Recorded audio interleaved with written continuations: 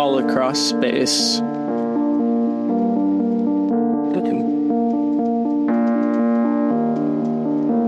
All across time.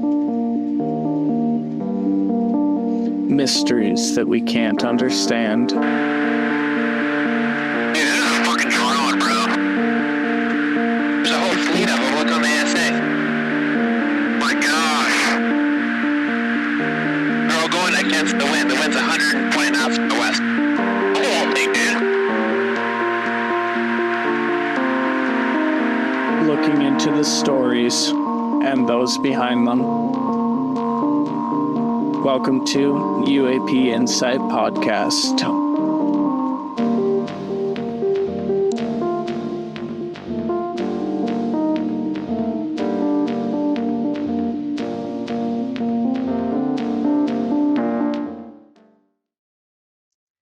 Hey everyone, we have an awesome episode for you today. We have Secor, an intuitive, an experiencer, and the founder of Saretopia, which is kind of a new thing that she's starting with something called a Bridge to Becoming. So, welcome, Sarah. Thank you. Thank you for having me. Happy to be It's here. great to have you on. So, first off, let's kind of tell me about Saretopia. What is it? It's it's something that's evolving. But I have been drawn in the last couple years. Well, I came up with the name in 2021, and I had tried to figure out what Saretopia was going to become. So it's like Sarah is my first name, Renee is my middle name, so it's the first two letters of those, and then Topia, like utopia, like a beautiful, peaceful place. So I loved that name, and so I was trying to figure out like what it's going to be, right? And so I'm very artistic, and so at first it was kind of like, oh, maybe I'll do like a boutique, or I'll sell my art that way or something like that. And the powers that be have had other ideas. And I've gone through, my whole life has been a bit of a spiritual awakening, but the last like couple years, especially the last year, have been monumental in my own self-discovery and understanding of the world that we're living in. And so it's taking shape right now, but where I am being drawn to is to help people through storytelling like you're doing, and also through independent research and intuitive knowing as well. Wanting to help people see their true potential, and something that I like. If I had $1 for every time a stranger came up to me and started telling me some crazy story, and they're like, I don't know why I'm telling you this, I would be a millionaire right now. So I'm trying to use those skills, my personal skills, and also my business management skills to create some kind of structure to help people. It's hard to go to experience stuff. Like it's, like people think it's so cool, and it totally is, but it's also like ground shaking. Like you have to find your peace and you have to find your stability, and otherwise you get swept up off the ground with all the ideas and craziness and stuff that no one's sitting here saying like, oh, you discovered something cool, you've had cool experiences, that's what this means. No one tells you that. You have to figure the truth out for yourself, because there isn't open disclosure like we would hope. So I am just trying to play my piece in that role. Play my part in that role. Awesome. Yeah, I think we need people like that in the community to help guide people through their journey of self-discovery with this topic. Yeah. And how do you not get lost in it, Yeah, most definitely. Yeah. So right now I'm a single mom. I have a teenage son who is 15, and I have a little girl who's almost 2. So I have my hands really full with them. So like just talking about staying grounded while you're having wild experiences. I mean, we'll learn a little bit more about some of my experiences, but I've had to be a mom I got to be a mom through all of this, and providing, and I'm like watching aliens outside, and then going to bed and making sure like my kids have snacks for tomorrow. Like it's all a balance. And so I think there isn't enough moms in this community, and enough like I mean, average Joes, like how I just want to be an example in that light. So. Awesome. So let's go ahead and just dive headfirst into your experiences. I understand at the start of your journey, you had some near death experiences.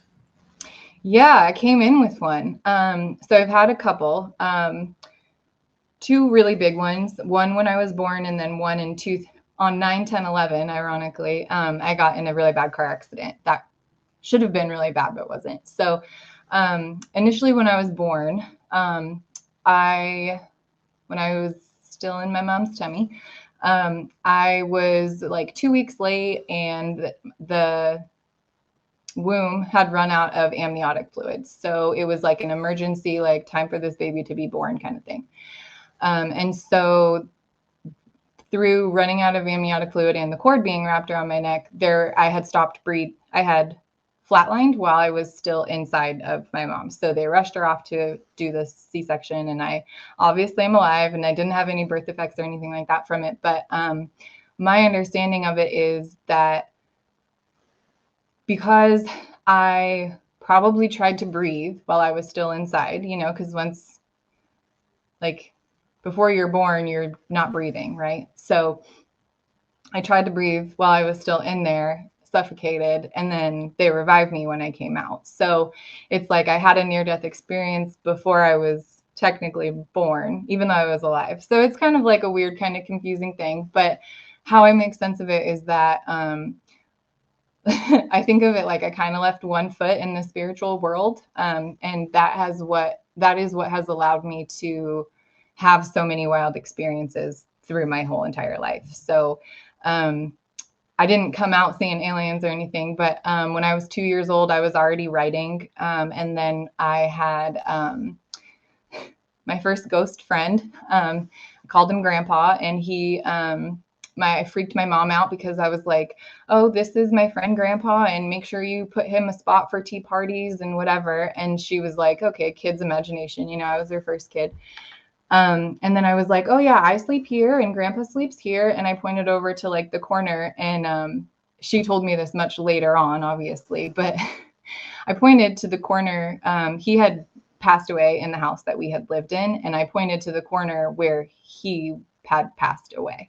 And so she also had some weird experiences when they lived in that house with hearing footsteps and like blinds moving around and stuff. And my parents are accepting of there being other things, but they're definitely not like, oh, that's, they're not like enthusiastic about it, essentially. And it kind of freaked them out. And so then when their daughter's pointing to the spot where the old man died and talking about him being my friend, and I was able to describe what he looks like and everything, they really recognized at that point that I was a little bit different. And I was around 3 at the time. So, I lived a very sheltered early life. So it's not like I was watching ghost movies and I knew anything about ghosts or spirits or anything like that. So I really like sharing that story because it really speaks to like the authenticity of it. And how else can you prove that, right? So Yeah, exactly. Yeah. So that was the first of many. So continuing on the paranormal ghost activity line for a little bit, what would you say has been like the most striking, like mind-blowing thing that has happened with you regarding like ghosts or spirits or things like that? Well, there's a lot, but the first thing that comes to my mind is dreams. My dreams have been throughout my whole life. There's been periods where I didn't want to like fully embrace my sensitivities to it all. And there were times where I was really scared of everything that I was experiencing. And what has always kept me grounded are these dreams that I have periodically. And they have been prophetic. They have been very emotional because I've had visits from family members that have passed. And it's always in the same environment. And I can kind of speak to the dream if you'd like to hear a little bit more. It's always the same kind of setting. And it's like a white glowy kind of room. Like it's not like a bright, like you're looking into a light bulb, but there's like a nice soft glow. And the structure around it is always kind of different. And a way that I like to describe it is like when you're watching a play and like a production, you know, and they're like moving the sets kind of around, and there's like a stage set here, and then this little scene set here. It's kind of like that. So there have been quite a few. And in those, I have gotten messages about my own daughter being born. The day after she was conceived, I had a dream of my mom holding like a glowing pink bundle, and I was sick with long COVID and lupus at the time, on birth control. Like there's no way I really should have been gotten pregnant. And so I was like, that's crazy. Like what a weird dream. And then, you know, a couple of weeks later, I found out I was pregnant, and now I have a little girl. Same thing happened with my brother. I had a dream where my Aunt Susie, there was like a party kind of thing in this area that I had described, and she opens the door, and my Aunt Susie is mostly always in these dreams. She's definitely my angel. And she whips open the door and she's like, Georgie's having another girl. The next grandkid's a girl, and da da da da da. And my brothers, both of them, have been trying with their wives to have babies. And I texted my brother and I was like, you're going to have a girl. Like I knew right away. And now they have a little girl. So cool things like that. Some have been less cool. There was a friend that I had who is no longer with us. And I remember like I was in a dream and I kind of like wake up in the dream, like recognized where I was. And I was like, damn it, like, what am I doing here? Like nobody died recently. Like I was like worried about who I was going to see essentially in there. And then I see his tall head like bobbing around, and I'm like, what are you doing here? Like you shouldn't be here. And he was like, I don't know. And then I found out the next morning that he was actually missing. And 2 weeks later they found him, and it was worst case scenario. And so at that point too, it was kind of groundbreaking. Like, I can't deny this anymore. Like, yeah, okay, you sense a baby, you sense another baby, but this person has been a stranger to me for years. And then I see him in a dream before I even knew he was missing. It's kind of like, how can you logicalize that, right? So dreams have been very, very, very impactful. But when I was younger, it was more seeing, you know, obviously I saw my friend grandpa very clearly, because I was able to describe what he looked like. But now it's more like other senses that I pick up, where I can, like, I'll smell something and I'll know who that smell belongs to, or, you know, out of the corner of my eye, or sometimes if I'm really upset, like if I'm hyperventilating, like I used to have panic attacks when I was like in my early 20s, late teen years. And so when you're breathing and your oxygen gets messed up. And so whenever my breathing, and I've been working with breath work to kind of control it and like use it to my advantage more. But I would always see stuff when my breathing would start going crazy. So that's been really cool. But as far as like paranormal stuff, I mean, it's once I started like really looking at all of the weird things that go on, from these prophetic dreams to seeing this and seeing that, to you know, like animals have a big part to do with it too.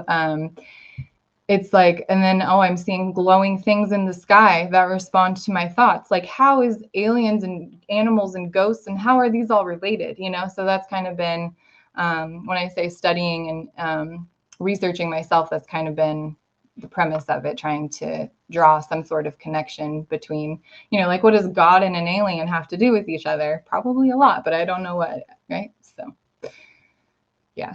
Yeah, absolutely. So now that you've mentioned seeing things in the sky that are moving weird, let's go to the first instance of you experiencing this.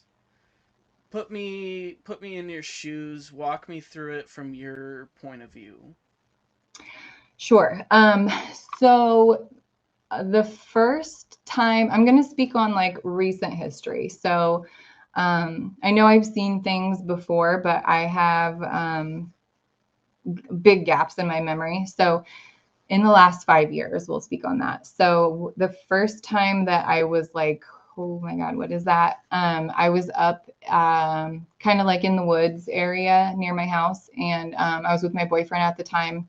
And he was super, super skeptical. So when he started getting freaked out, I was like, oh, okay, this is more than just me seeing something. And there was like a glowing, it almost looked like a lantern, kind of like it was just like a glowing light. And I couldn't place it, like if it was in front of the tree or behind the trees.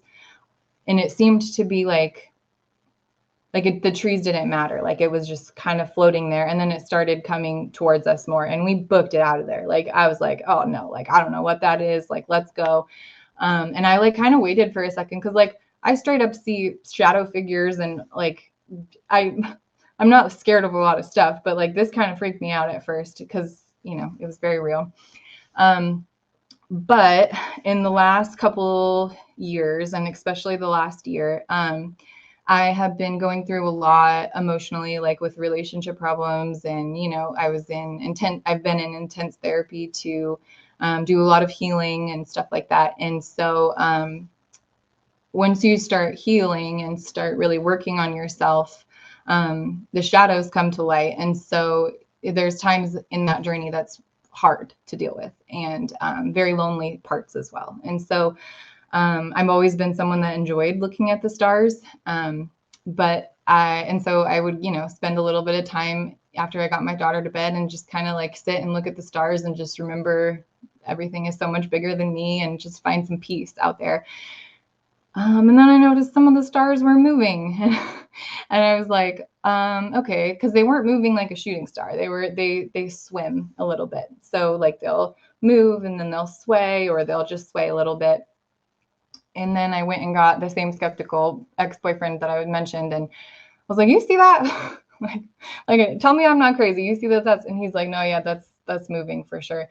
And so I just spent more and more time just looking at it and seeing what I could see. And then there was one night where I was sitting outside, and it was at the point where I like couldn't deny that there was some anomaly up in the sky. And so I'm looking at this orb, and like it's clearly like moving around. I can see it's almost like here's the orb, and then there's like whoosh, whoosh, whoosh, kind of going around it. And I'm like, I can clearly see that this isn't a star. Like what is this? So I just got really brave, and I was like, who are you? Like, what are you here for? So I said, who are you? And I didn't really get any kind of response or anything. And I was like, do you need my help? Like, what? And then I heard in my head. And so when I say heard, I don't mean like in my ear. I heard it like it came through as a thought. And I heard like laughter, like sarcastic kind of laughter when I asked, can I help you? And then I was like, okay, like, you want to help me? And it shot right above me. And so after that, I was like, okay, bet, like, help me with what? Like, what are we doing here, And so it's just been like a periodic practice of just observing and practicing like meditation and being still, and really like looking in and trusting the thoughts that I'm getting, and developing a relationship essentially without them physically talking to me. And so it's evolved a lot from there, but I have always been, I've seen ghosts my whole life. So I'm thinking that like, this is like my ancestors, or like a spirit or an angel, or, what is it? Right. And so I've always really strayed away from doing like a bunch of research about aliens or ETs or UAPs. And I've been interested in it, but I'm like, I really need to stay focused on my own personal experiences and kind of go from there. And so after a while, and after realizing that this was happening every single night, and really any time that I wanted to, I could get into a meditative state and I would start seeing things. I did a little bit of, I just searched up, like, I don't even know, it was the stupidest thing, like glowing orbs in meditation. Like I just Googled it, and it didn't take me long to find Chris Bledsoe. And I haven't gotten to speak with him yet. I'd really like to, but I did watch a little documentary that he made, or he was in, and I was like, oh my God, that's the same thing that I'm experiencing. And so it's kind of gone from there. I have a few photos that I've shared with you. I don't know if you want to share them, but you're welcome to, especially the cool ones with the colors and stuff. Yeah, we'll overlay those over Cool. this section of the video. Cool. So yeah, I've just been letting it evolve, developing some sort of relationship. I mean, I compare it a lot to animals. And so like I've always loved animals, but I have too many cats and a dog, and like they can't talk to me, you know, but like I know what that dog needs and I know what that cat wants. And sometimes before they even, you know, do their annoying little thing that tells me what they want, like I know I can understand what they want. And so I'm like, okay, well, these glowing lights can't talk to me in the same way that my dog can't talk to me, but I still understand it. So I kind of treat it like that.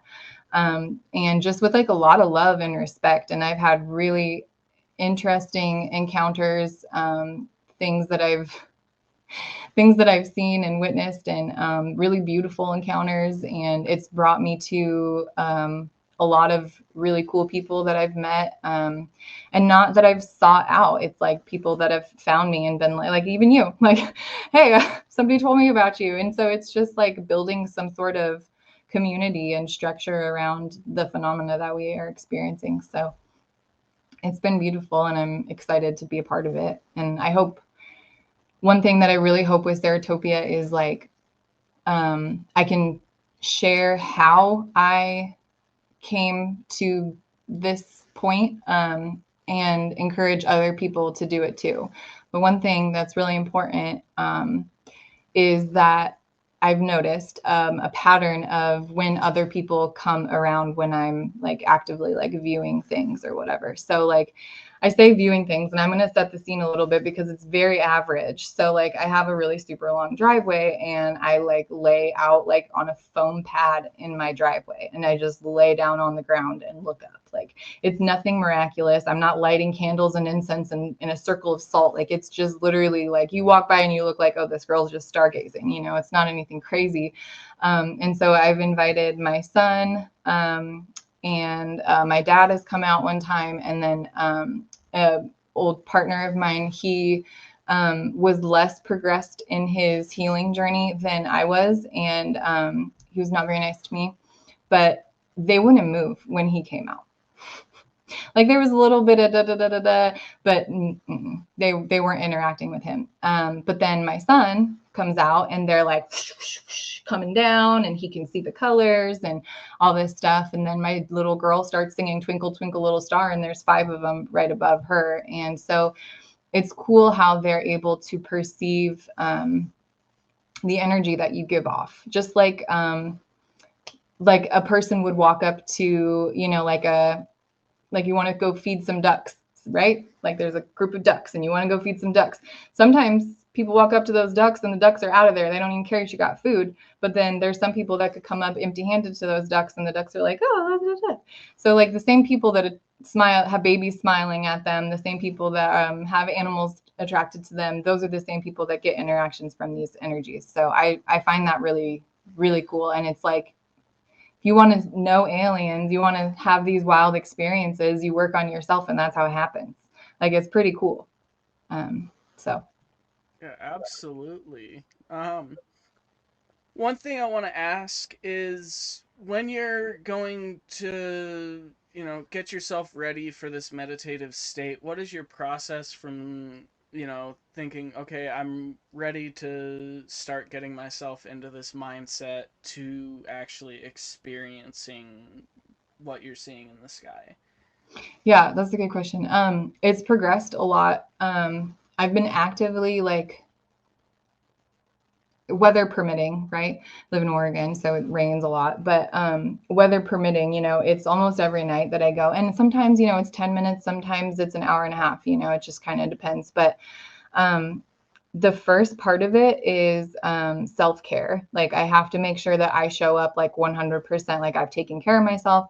Like if I haven't showered that day, or I haven't like eaten a proper meal, or like I'm not hydrated enough, like I have to make sure that I show up 100% And these are just through trial and error. Like sometimes I'll go out there and be like in the beginning, I go out there and be like, show me something, like, da da da, I need something exciting to happen. And they're like, no, like you need to take care of yourself before we're going to show you anything, kind of thing.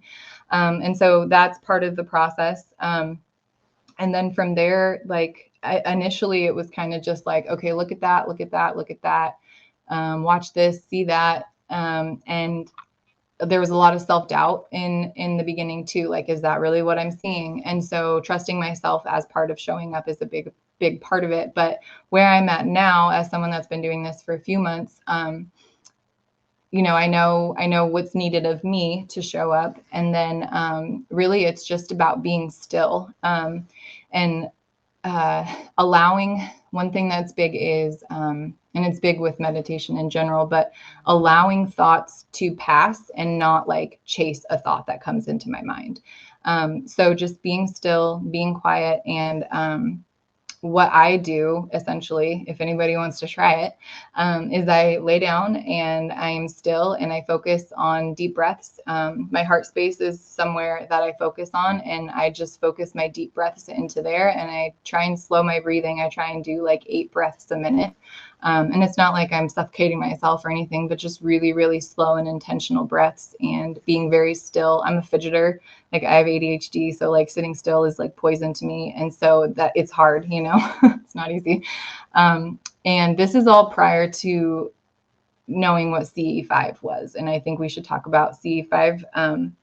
But this was all before I knew what any of that was. So it would have been super helpful probably at first to have like a guided voice in my head, like to play out while like, to remind me to sit still, to remind me to be open and stuff. But literally now I just walk out there and I lay down and I look, and I mean, usually they're already out there. But a lot of the times, like last night, for an example, there was clouds and stuff, and that had like different holes in it and whatever. I was like, okay, well, maybe I'm not going to see anything like annoying. Like I want to see something. And then I got still and looked up, and then, you know, there was like 15 of them before I noticed anything. And like, there's one part where like you're trying to word this right, like being aware of my individual existence, and like almost like an out-of-body thought. Like if I were to describe it right now, like I am Sarah and I'm sitting at this desk, you know, in my parents' house, and my daughter is downstairs. I have a blue shirt on, like just kind of being aware of who I am and my individuality, and like perceiving myself from outside my body. And it's, you know, it takes creativity sometimes to be able to do it. And acceptance of yourself too is an important part too. But sometimes I'll talk to him too, like verbally out loud. Sometimes I cry. If I get like a really big, like if I have a really emotional day or something is, I'm sad about something or whatever, they show up when I'm sad. Like they show up. It's really, really cool. And so that's part of it. I feel like I'm forgetting to say something, but I think that's pretty much most of it. I find it really cool. Like the C5, we had talked about this a little bit. Like I said, I never really researched much beyond just like, oh, so other people see these orbs too. Okay, cool. I'm not a nutcase. And then it kind of just went back to my own business. And then I found the Stephen Greer CE5, and I listened to it like once or twice. And I listened to it once during the day, and I saw some really cool stuff, like with my eyes closed, like really pretty lights. And I got really emotional, and like I had a really cool reaction to it. But as far as like doing it at night, like at first I was like, oh, hell no, I'm not sitting outside by myself in the dark and calling out for aliens, like, so I can just be disappeared. I don't think so. You know, like that was my first thought about it. And then I was like, don't be like a little bitch. Like that would be so cool. Like how cool would it be if I was brave enough to do that? And so then eventually I got brave enough to do that. But there's, and I can't remember his last name right now, but Zach, maybe we can, I don't know, tag him in it or whatever, but he wrote a CE5 script that I recently did the voice for. And he's working on that right now. So that'll be cool. I think that'll be really cool because it just kind of walks you through how to meditate and how to like be still and how to it walks you through your chakras and gets you into theta state. And had a couple of friends listen to it and they've all had cool reactions with it. So yeah, that's kind of the process. And one thing that I should be better at, that's important, is writing down what you have experienced and thoughts that came to your mind, and then like just allowing them to integrate. So like if I have like when I was questioning even doing this podcast, like it kept, every time it popped into my head while I was outside to do the podcast, some stuff started happening. There was shooting things, and I saw more orbs, and even gold triangles started shooting. And I'm like, okay, I guess I need to do it, and then I noticed in my body, like it wasn't making me feel anxious or scared. It felt safe and comfortable. And so paying attention to how your body feels when you're experiencing things is important too. Absolutely.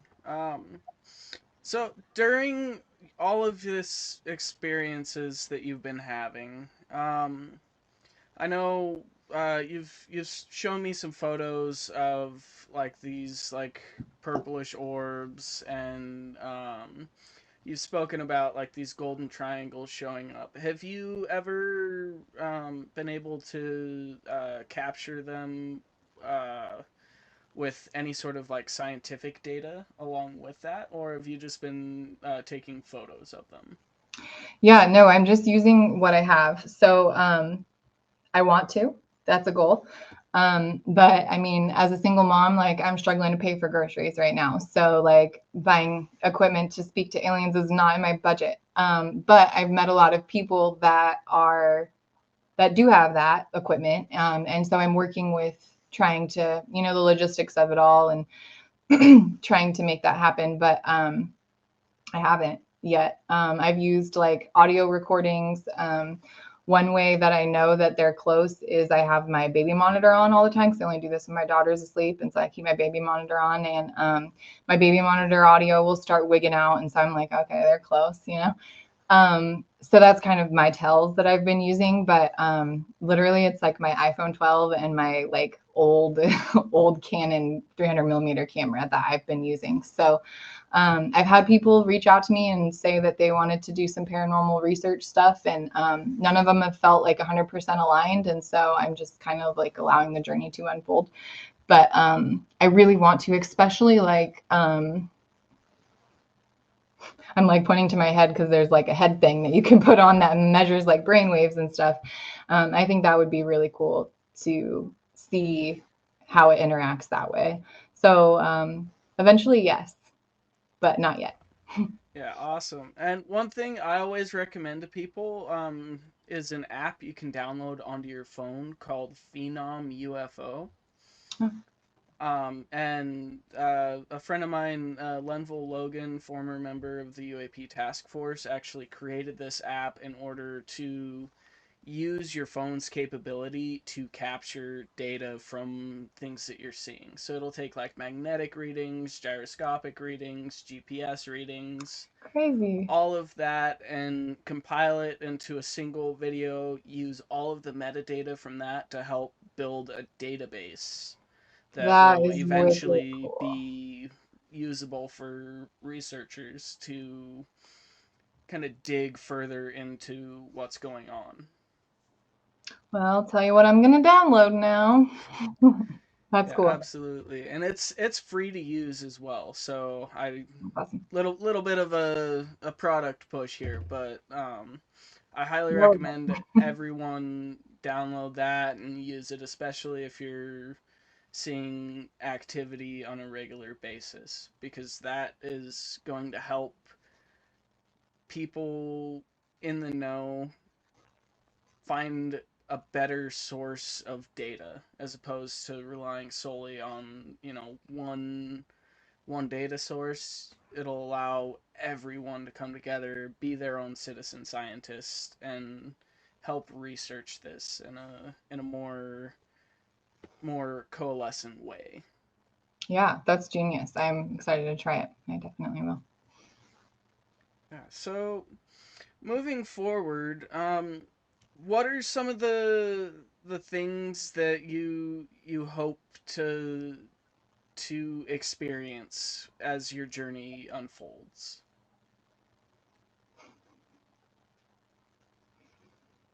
Well, I always invite them to come down. um, there's a lot of times where I'll see them and, it's kind of frustrating. Like after a while, like I see all of this crazy, beautiful stuff happening all around me.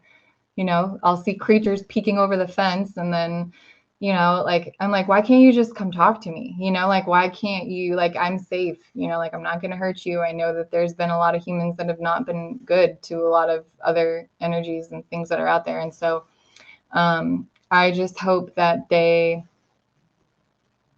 are able to eventually, I just want the relationship to develop, really. I think that not I think, but I know that the knowledge that they have can make the world a much better place. I'm very passionate about the earth as a whole and everything that lives on it. So nature is really important to me, but the children of the world are really important to me too. And I believe that a few generations of highly sensitive people that are aware of their existence, and I believe that that's going to change the world. Like, you can't do something. I can't do one thing in this single instance to save all these kids that are being hurt, and that's what I wish that I could do.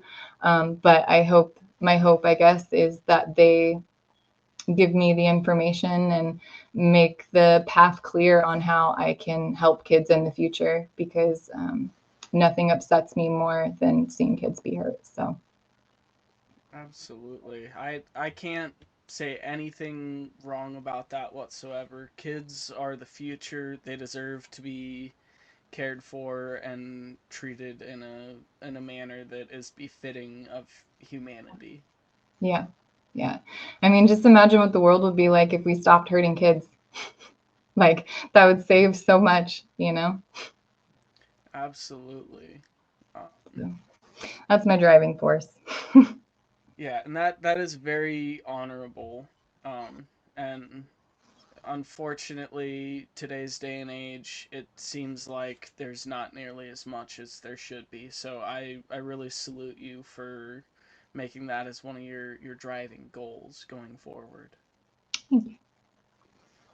So I know we spoke a little bit yesterday, off camera, about your connection to McMinnville, Oregon. So um, I believe you said your grandma was from McMinnville. Is that correct? I'm in McMinnville right now. So Okay. yeah, yeah. So I was born here, and then when I was little, my parents are together, but my dad's from the East Coast and my mom's from here. And so they've been married the whole time, but they kind of have moved back and forth throughout their marriage. And so when I was born here, and then we moved to the East Coast, and then we came back when I was like 7-ish. And so I live in a neighboring town of McMinnville right now, but majority of my life has been spent here in McMinnville. We have like a UFO festival every year. And it's not like, it's something that I thought is like kind of cool, but I think like the only time I've ever even like posted anything about it is I'm like,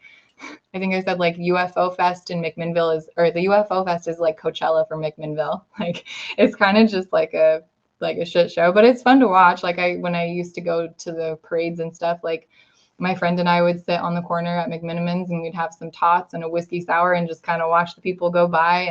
And but I looked it up last night because I had told you that my grandma lives where the photo was taken. And it was wrong about that, but kind of wrong. So it was like 13 miles southeast of McMinnville itself, on the way to a town called Sheridan. And that's like the area where my grandma was from originally. But it's kind of like in the area between this town Sheridan and McMinnville. And there's like this no man's land kind of in between there. And what's friggin' cool is that there's like these big back roads, and I really enjoy like going for a drive by myself. Like I've been a single mom since I was 17, and so time to myself is very limited. And that was always like kind of, I would even tell my mom like, hey, I'm gonna be like 20 minutes longer. Like I need to go for a drive. And so that area where that picture was taken, and I just realized this last night when I finally looked it up, is where I used to go drive all the time. There's like this little chapel up the road, and I would just drive around up there, and I would challenge myself to like not look at the Google Maps and just try and like intuitively figure out like how to get around all these back roads. And I have them memorized now, but my dream house is actually for sale over in that area, and it's like my favorite place to be. Like living outside of McMinnville now, like one of the things that I miss most is like not being close to those roads. So I found it so interesting that that's where the photo was actually taken. And it's actually where I saw the orb that I had mentioned when we first started this, is in that same area too, in that little in between spot of the two towns. So That's magical little place. fascinating. Yeah. It's So, do you feel like you've always been drawn to that specific area for like any particular reason, or is it just you feel more comfortable out there? it feels very safe out there. But it also feels like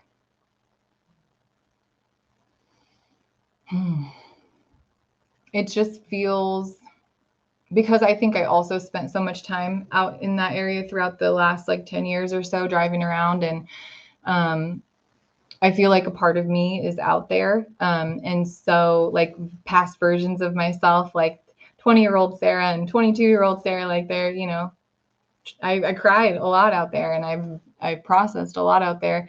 My life has been hard. There's been a lot of horrible things that have happened, and so there's been a lot of healing that's gone on in that area.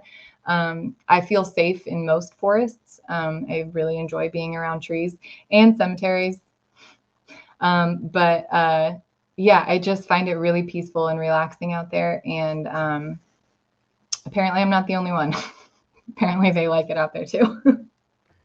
Yeah, I've heard a ton of stories from the Western Oregon through like Central Washington, that whole strip of land. There's so many stories going back even centuries of similar things. Yeah, it just is. I mean, I really like New York in a lot of ways. There's more history out there, like as far as like buildings and structures and cool stuff like that. People are a bit more friendly out there. Food's better out there. But it feels like home out here for sure. Feels like safety. Absolutely. Yeah. So, with all of my first time guests, I always save the best questions for last. All right. Let's hear Um, 'em. so, question number one: what is your favorite food or meal?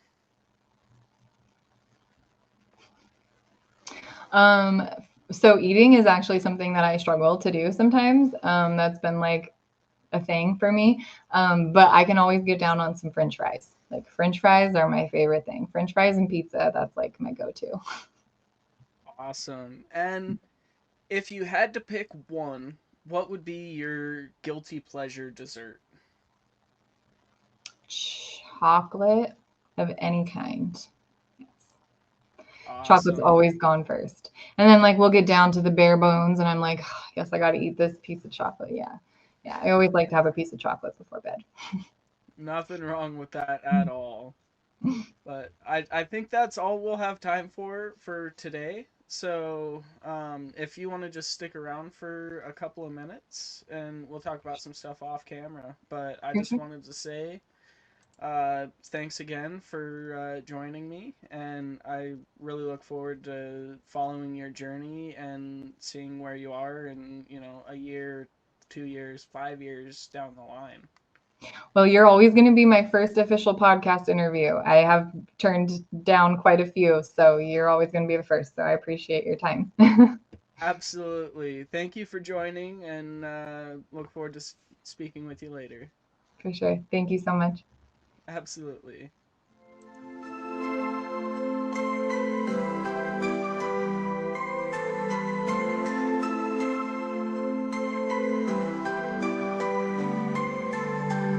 In the shadows of a shattered dream, life crumbled like a house of cards.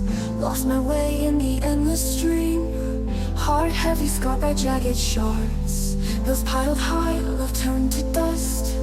Nights alone with the weight of despair. But in the dark, a spark of trust whispered hope in the midnight air. Oh, lights above in the velvet night, calling me softly, piercing the dark.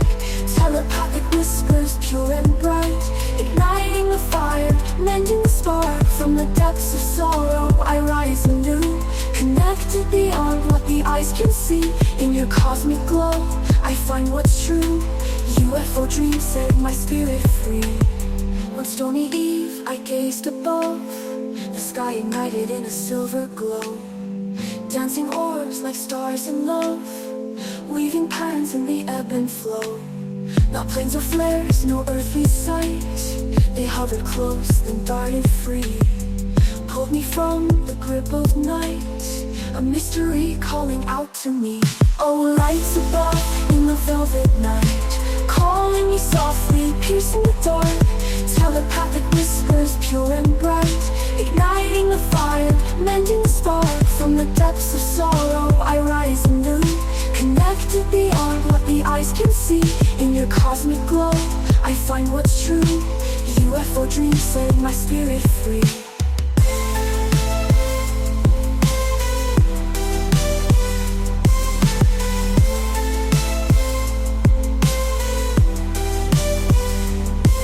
At first just flickers in my mind, a hum that echoed through my soul. Voices soft yet undefined, filling voids, making me whole. I closed my eyes, let fear subside, reached out with thoughts, pure and raw. They answered back, a cosmic tide, telepathic bridge without a flaw. Oh, lights above in the velvet night, calling me softly, piercing the dark. Telepathic whispers, pure and bright, igniting the fire, mending the spark. From the depths of sorrow I rise anew, connected beyond what the eyes can see. In your cosmic glow I find what's true. UFO dreams set my spirit free. Now I walk with secrets untold, lessons from the light so bright. Healed my wounds, turned lead to gold. In unity we chase the light. No more chains from earthly strife, connected souls across the void. A renewed path, a vibrant life, in the embrace of the stars overjoyed. Oh, lights above in the velvet night, calling me softly, piercing the dark. Telepathic whispers, pure and bright, igniting the fire, mending the spark. From the depths of sorrow I rise anew, connected beyond what the eyes can see. In your cosmic glow I find what's true. UFO dreams set my spirit free.